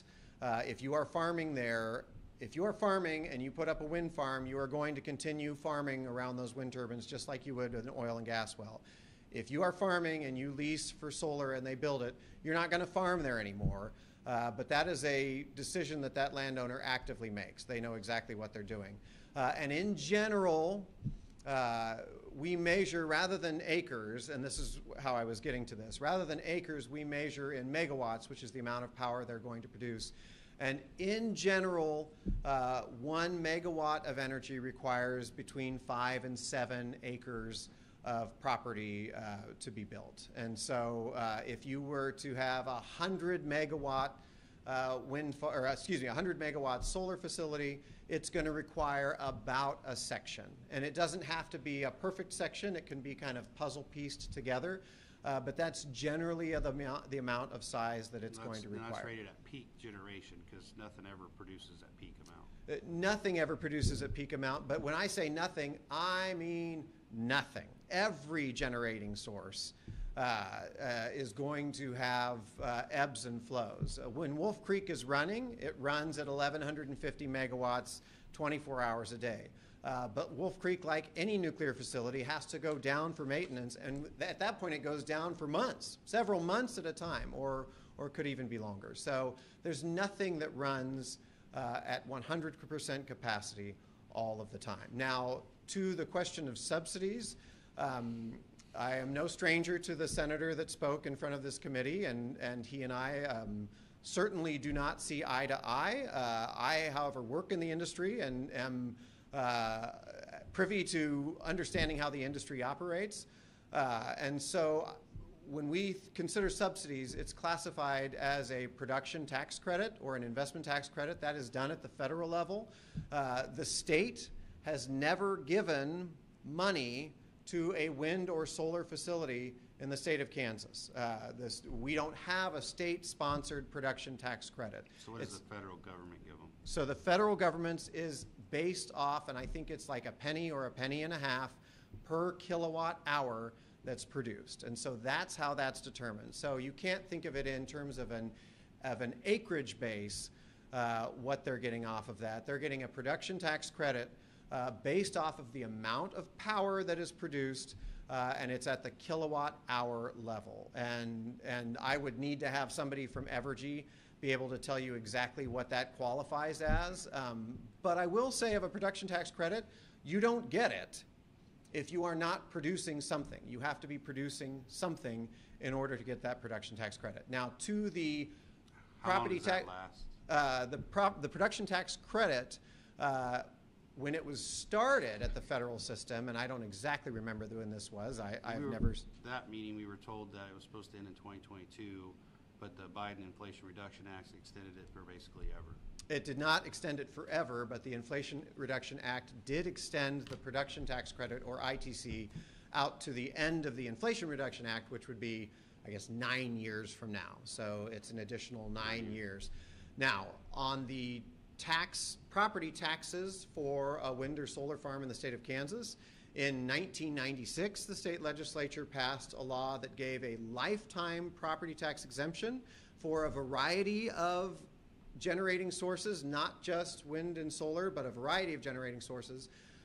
In 2015, there was a discussion. In 2009, a renewable portfolio standard had been passed by the state that we were to have 20% of our production of power in the state would be coming from wind by, I think, 2020. Well, we had met that by 2015 easily. And so there were groups that wanted to remove the renewable portfolio standard from state statute. And so an agreement was struck that RPS would be removed, and also the lifetime property tax exemption would be removed from wind and solar as well. So now any new wind or solar project that is built in the state as of 2017 has a 10-year property tax exemption. And before anybody says, well, that's still unfair, that's actually, that date was chosen because it's in parity with every other kind of generating source. If you were to go and build a natural gas peaking facility, you get a 10-year property tax exemption. There are some that even have a longer period than that. If you were going to go build an ethanol plant, you get a 12-year property tax exemption. So they're actually at the lower end or the standard end of what is given for any generating source in the state of Kansas. At that point, following those 10 years, they go on the property tax rolls of that county. Also, something that they do and are not obligated at all to do, but they do it because they are cited at the county level, wind and solar will enter into what are known as donation agreements or payment in lieu of taxes for those intervening 10 years. So the county would receive an amount. Again, back to the poll, it is normally based off megawatt size, and the county would receive an amount of a donation agreement every year in those 10 years before that project even comes on the property tax rolls. And the natural question always is, well, how much is that? We have yet to see a large utility scale solar development in the state of Kansas, so I can't say exactly what they'll be for solar, but I can say that of the counties that have multiple wind farms in their counties, Ford and Kingman counties, they are receiving, in some cases, multiple millions of dollars a year in payment in lieu of taxes. And those are treated a little bit differently than taxes, because taxes, of course, are divvied up equally between all of the tax entities that receive those property tax benefits. Payment in lieu of taxes can be spent however the county commission deems it to be so, but that's just in the first 10 years. Following that, it moves to a normal property tax system where it's divvied up equally among all entities that receive property tax funds. Thank you. Other questions? So I've heard several people tell me this, one of the people on this commission, what is your actual lifespan for that? I've heard 10 years before they start losing their productivity and needing to be replaced. So the question, if you couldn't hear it, is what is the actual lifespan of the panels? I'm going to tell you this first answer, and you're going to say, well, you're going to roll your eyes, but obviously it depends.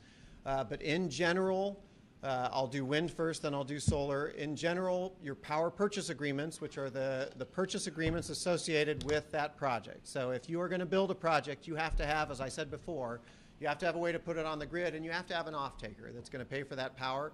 Those power purchase agreements are usually around 20 years long. For wind turbines, when they were starting to be built, everyone was like, well, how long are these going to last? The towers themselves can last a long time. What will wear out first is probably the technology, and it's even less about wearing out and more about there is greater economic value associated with changing that technology out for a better technology that's going to produce more. And we've seen that in the wind industry. And so they go through what are called repowerments. So you will take the nacelle down off the top of the wind tower, put a better, more efficient nacelle up on top of that wind tower, and move forward. But back to the enormously complicated, I don't even, is this Monday night? This is the last thing you'd ever want to be thinking about on a Monday night. But back to the enormously complicated world of this. Remember back to when you got your project onto the transmission grid in the first place. It's because you said, I have 200 megawatts of power that I want to put on the electric grid right here. Can I do that? So let's say you change everything out to be hyper efficient 10 years from now. Well, you can't double the output of your project because that's not what was allowed onto the Southwest Power Pool grid at that point. So onto the panels, how long are they going to last? They're generally going to last the lifespan of that power purchase agreement. And then I would say they would likely be traded out for a more efficient form. And it was mentioned earlier, so I don't have total recall, but I do have pretty good recall. And so as I remember things, I'll try to answer them. But the comment was made earlier, well, some of these leases are upwards of 90 years. And it's important to understand that's how standard energy production leases operate, and that's true of oil and gas wells. We have oil leases in this state that are more than a century old, and they extend that far as long as you are producing that long. At the point at which it is not producing, that lease usually retires. And so the way a wind lease is structured or a solar lease is structured is likely we would like to have a, let's say, 30-year lease, but it has the possibility of being extended if a power purchase agreement is extended. And that is no different than the way an oil and gas lease works. If you drill an oil well and it's a producer, and 30 years goes by and it's still a producer, that's still an active lease. It's still an active lease 100 years later if you're producing oil and gas off of that. But again, I go back to, that is a free contract made between that private property owner and that company. So that private property owner, we tell everyone, go get an attorney. If you are approached by someone with a contract, whether it's renewables or anything else, go get an attorney, preferably one that has experience in energy leasing, and make sure they look that document over. And if you're here and you're interested and you've been approached, I would tell you, get an attorney. No matter how smart you think you are, always make sure you understand, because you want to make sure these are long-term decisions, and they may extend beyond your next generation, and you want to make sure that you make the right decision if you enter into an agreement that could potentially be producing that long. Thank you. Follow-up would be, what country is your biggest supplier of your solar panels? So the question is, where or what country is the biggest supplier of the solar panels? Most solar constituent parts are constructed overseas. And I can't tell you like the predominating place. However, most of the things that we use in this country are constructed overseas. I would also say of the wind energy industry, at the beginning of that industry, most of the component parts of wind turbines were being constructed overseas. As that industry matured, we saw that manufacturing move here because it made more sense. In fact, Kansas has a nacelle factory in Hutchinson. It's owned by Siemens Gamesa. We have had announcements in this country already of solar manufacturers that are moving onshore production here because it makes sense. But yes, I think the bulk of the component parts are constructed overseas. Other questions from the committee? Okay, thank you for your comments, Josh. And next on the agenda is Chris. So I think if we want to take, does anybody need a quick break before Yeah, I could use one. Because it's 7:40-ish. Sorry, Chris. 5 minutes. If we can take a 5-minute break. I also am getting really irritated by the overhead noise, and I want to see if I can try and Okay. get that to stop. Yeah, 5-minute break, and be back at 7:42. It's programmed. So I don't even know if that, if you turn it down, if it'll shut off. I don't know.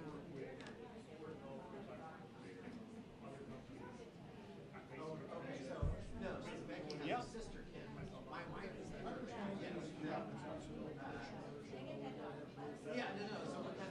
Let me come around there. I can't hear you very well with that overhead noise.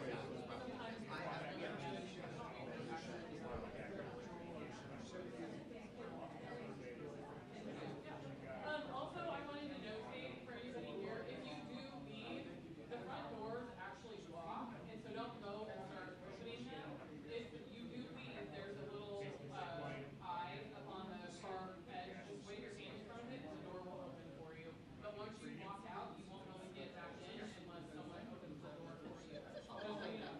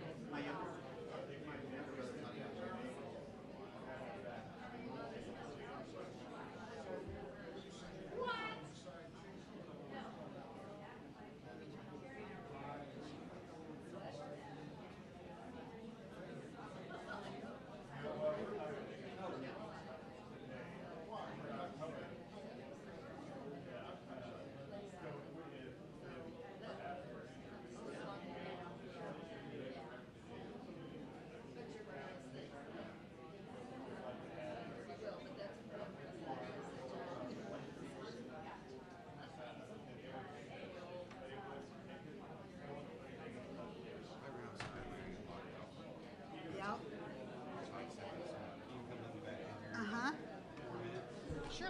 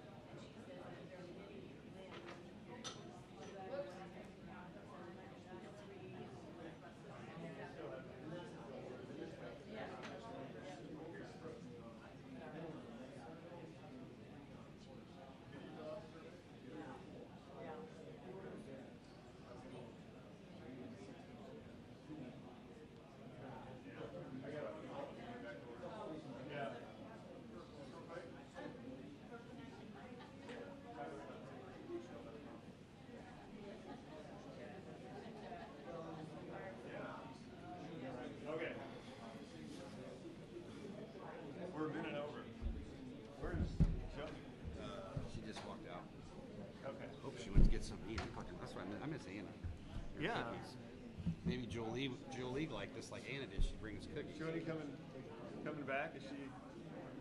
Who, Joni? Yeah. Yeah, she Okay. just had to take a quick break. Okay. No, cousins went to Topeka West. Kendrick. Yeah. Oh, were they trouble? Sure. Oh, good. Good. Glad to hear that. Yeah, probably.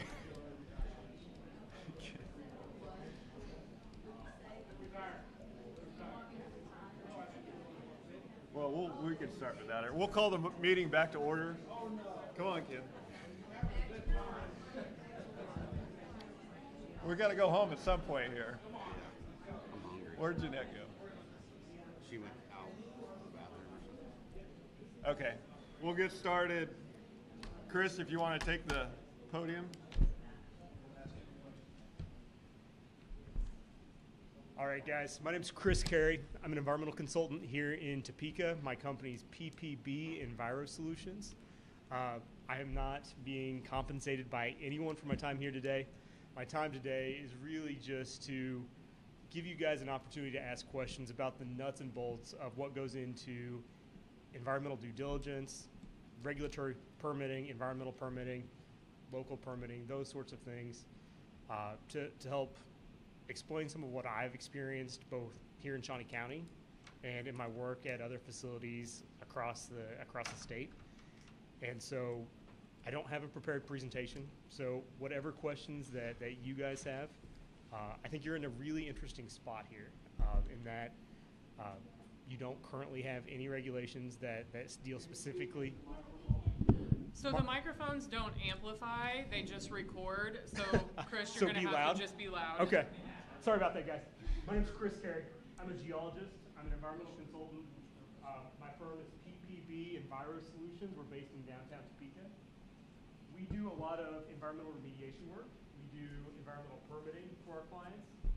We also support our clients with development of solar facilities and utility infrastructure and all of those sorts of things. So that's my background. I'm here today.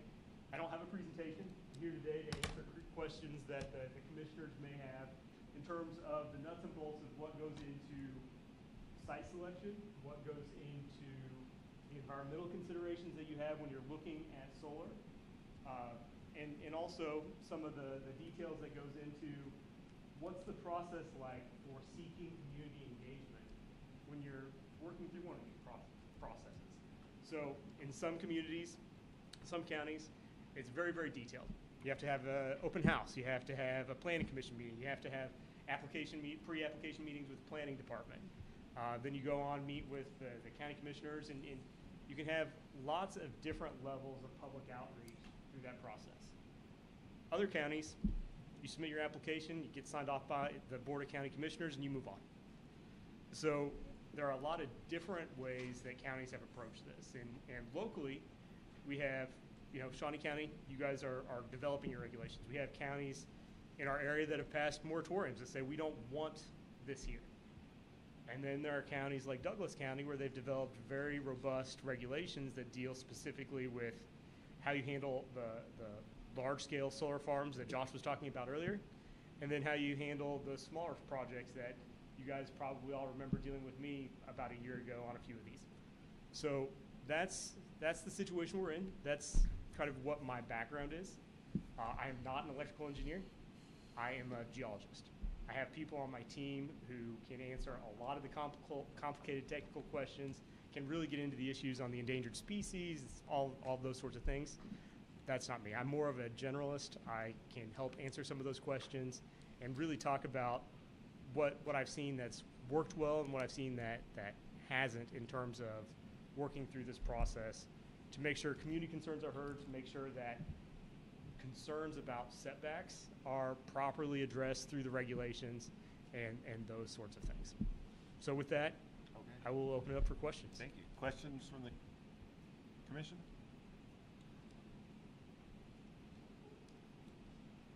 What are your thoughts on the topics that we've discussed tonight? Do you have any input that you wanted to jump in earlier in the meeting and say something, or? There was a lot of good discussion. You know, I have not done any work on any wind projects, you know, so my experience is on both the small scale and the large scale solar projects. And I think the important thing is balance, is making sure that the regulations are written in a way that allow the county to develop the way that it wants to develop and has appropriate limitations or restrictions for properties that may not be suitable, but then also leaves open the opportunity where solar or potentially wind development really makes sense. And so I think that's the challenge that you guys will all be facing and that Joni will be facing is how do you make that determination? I think Ken had a great idea in terms of having some meetings with the community to get their feedback. I mean, I think the survey was a really great step in getting some input. But I think having meetings with folks and recognizing that when you have an issue like this, it's a very hot button issue. You have people who are really passionate about it, and then there may be people who generally think it's a good idea or generally think it's a bad idea who aren't going to show up. And so figuring out how to get that underrepresented population, get their feedback is something that I think is a challenge, but it's going to be really important to make sure that we end up with the right solution for our community here. Okay. Do you think, given what you know about Shawnee County, do you think the county's a good candidate for either wind or solar, or one more than the other? Or? You know, I'm not going to get into wind at all. In terms of solar, you know, I worked with you guys on a couple projects, and I think both of those projects are really good. Small scale solar projects designed to serve local residents that are right there in those immediate vicinities. I think those are great. I think there's the opportunity for larger scale solar as long as you make sure that you're selecting the right site. And that's what it comes down to, is making sure that you have, you know, obviously voluntary property owners in an area where you're not creating any environmental harm or harm to the county as a whole through that process. Okay. Thank you.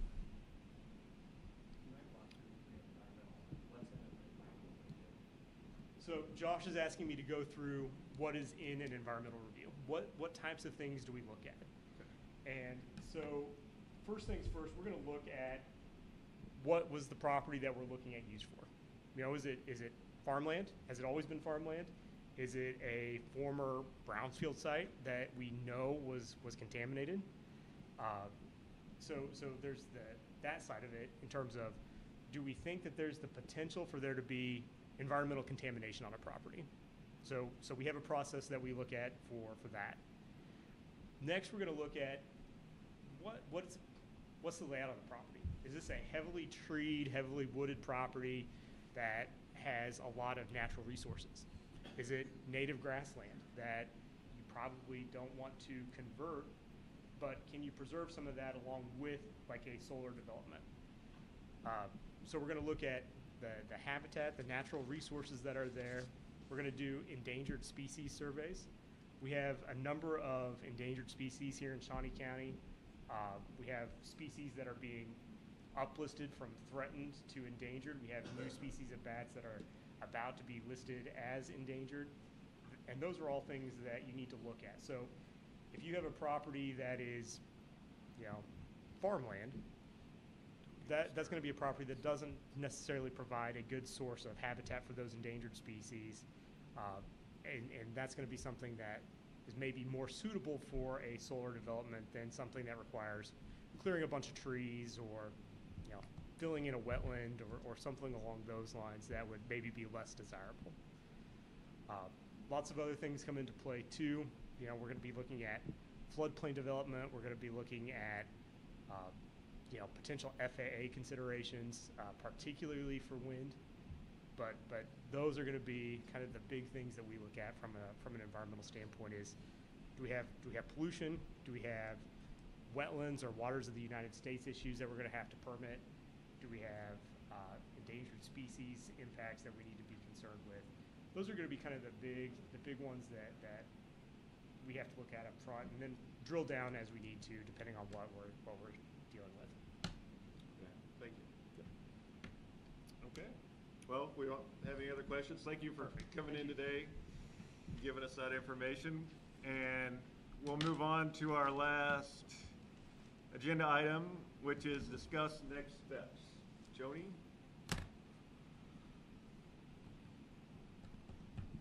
Okay, so I know that Ken made a motion, but let's discuss a little bit more next steps without necessarily having a motion and moving forward with a vote on what exactly is going to happen. I think it would be good for there to be some discussion about what you would like to see next. And when I say next steps, this also, I mean, remember, we don't have any regulations written at all yet. So those next steps also include, you know, where are we going to look at the regulations? Do you want me to find regulations and put stuff together to start considering to have the public hearings on? Do you want the regulations in place before you have public hearings? Do you want to do it after? I would suggest having the public hearings before we start writing rules and regs. Let everybody have their say, so that you're comfortable, or we're comfortable, trying to feel how the community feels about what projects are trying to do. I think that's fair. Okay. I like the idea about having 3 meetings. They're gonna have to be somewhere large. I thought when we had the one meeting at the Overland Station, that worked pretty good. The area sucks, but the building was big. Either that or at the Expo Center or the new Capitol Plaza, maybe the city would let us borrow it.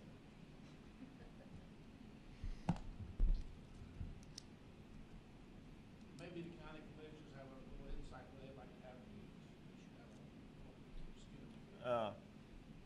Because they should probably be there to just see it. Yeah, I know historically when we did other meetings with, when they did building code and maybe even the comprehensive plan, sometimes they use school buildings or reach out to people with auditoriums. We have like the Optimus building up north. Yeah.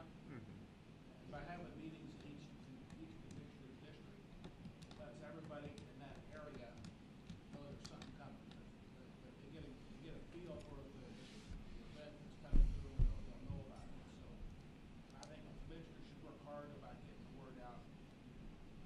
Well, remember, we're not at that stage yet. I mean, although I know that you want the Board of County Commissioners to be involved, at this stage, it's really about you guys. I'm just saying for the public meeting. So for these meetings, at this stage, it needs to be led and participated by you guys so that you're the ones giving input, because you'll be vetting everything before it gets to the BCC.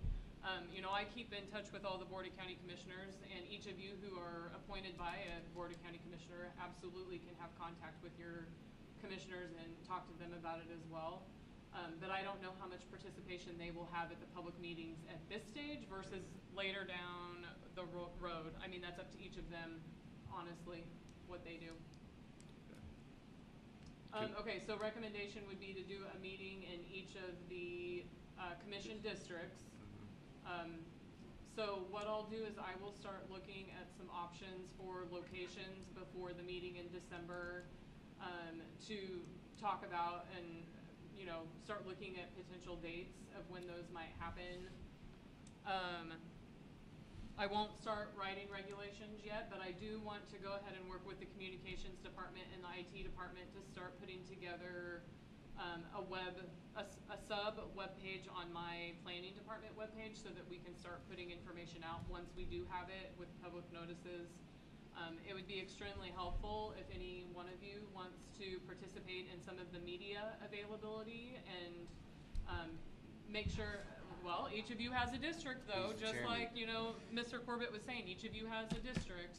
And so when you're promoting your area and your district, it would probably be a good idea to have you guys be involved in some of the media releases as well, and get spots on to promote those if possible at, you know, some of the early morning shows, et cetera. And then we can take some next steps in December to figure out, we'll put this on as an agenda item and you guys can make official decisions and vote after I can gather some details for you. I will also notate in December we were planning on having our legal counsel go ahead and present information on legal topics that we've discussed before. If we do a moratorium, you know, what are the legalities around that? If you end up going forward with regulations? Are there issues that have come up in case law that need to be considered? You know, how do you do roads and payment of lieu taxes or other, you know, issues that have come up as issues across the state or the country? So are there particular things that you would want to see presented on for legal topics?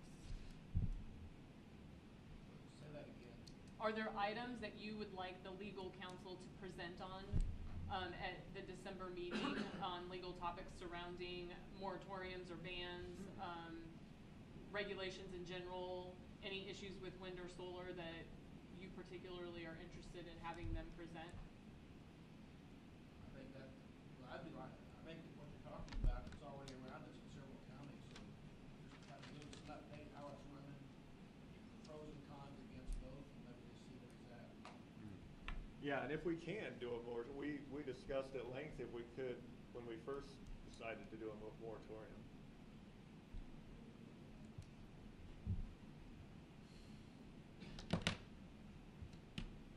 You still have public meetings, you still have a moratorium.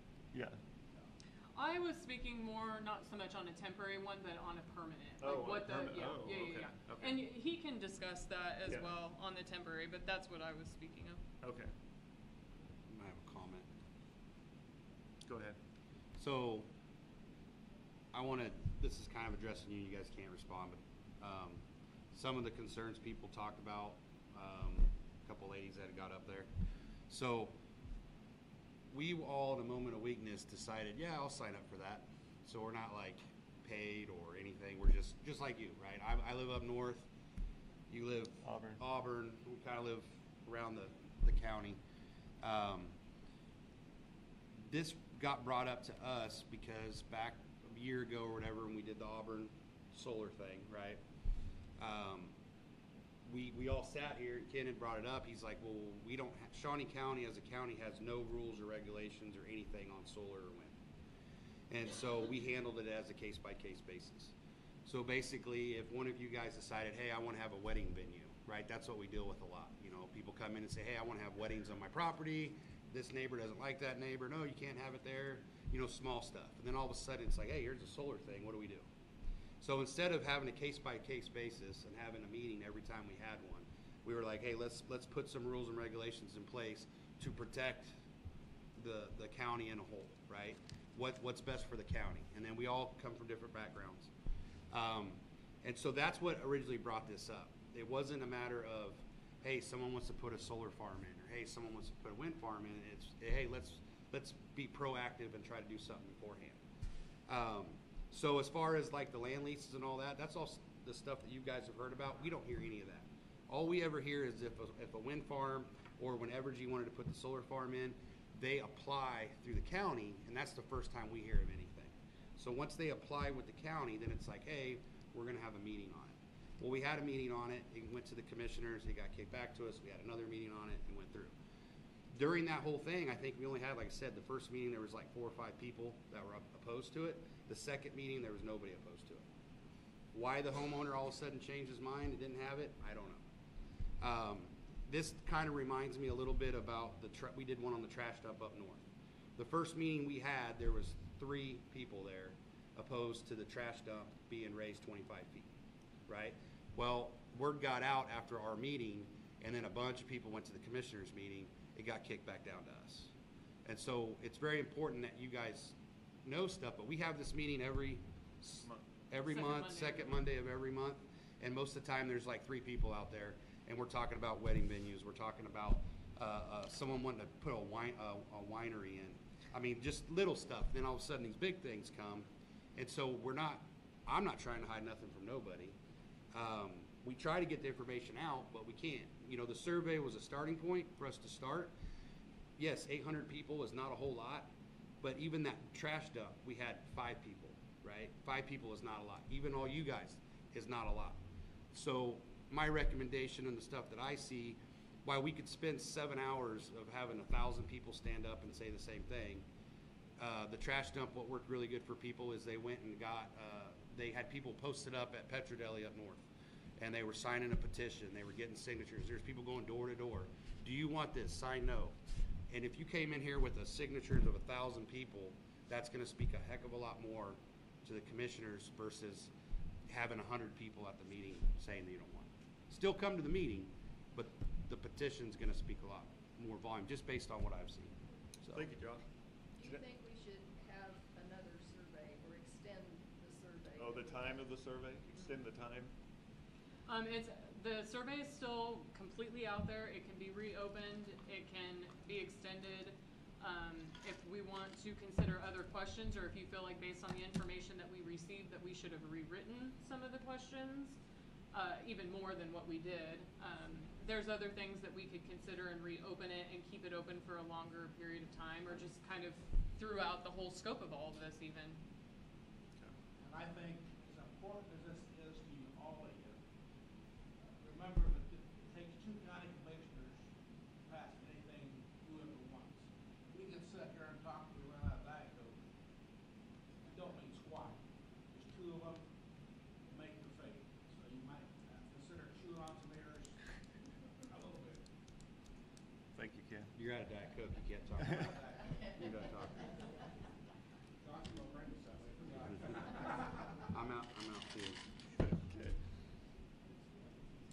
Okay, so the last item was discussing next steps. Do you guys feel like we have a good move for our next meeting then? Yep. And I believe our next meeting is December 9. No, December 11. December 11. Okay. We are not going to be here December 9. It's a Saturday. Thank so you, December Jody. 11. Yep. Do I hear a motion to adjourn? Make a motion to adjourn. A second? Second. Okay, adjourned. We are adjourned.